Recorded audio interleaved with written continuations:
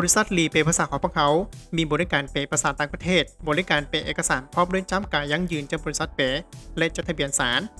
ซึ่งภาษาที่พวกเราฮับเปย์บ่ว่าจะเป็นภาษาอังกฤษ ภาษาจีน ภาษาไทย และภาษาอื่นๆบริการฮับเปย์เอกสารประเภทส่วนบุคคลบ่ว่าจะเป็นบัตรประจำตัวสมานครัวใบยังยืนที่อยู่ใบยังยืนการเกิดใบตาดินใบประกาศใบคะแนนใบขับขี่และใบคำร้องต่างๆ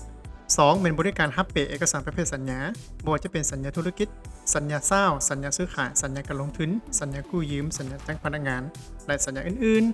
ๆ 3. บริการเปย์เอกสารแต่งงานบ่ว่าจะเป็นใบยั่งยืนสถานภาพใบยั่งยืนเศรษฐกิจใบยินยอมจากผู้ปกครองใบคำร้องขอแต่งร้องใบแจ้งโทษใบยั่งยืนที่อยู่และเอกสารอื่นๆที่เกี่ยวข้อง 4. บริการฮับเปย์เอกสารประเภทธุรกิจบ่ว่าจะเป็นใบทะเบียนวิสาหกิจใบอนุญาตดำเนินธุรกิจบทบันทึกต่างๆใบยั่งยืนอากรบทรายงานการเงินบทรายงานเศรษฐกิจบทรายงานทั่วไปหรือแม้กระทั่งบทรายงานศึกษาความเป็นไปด้านการลงทุน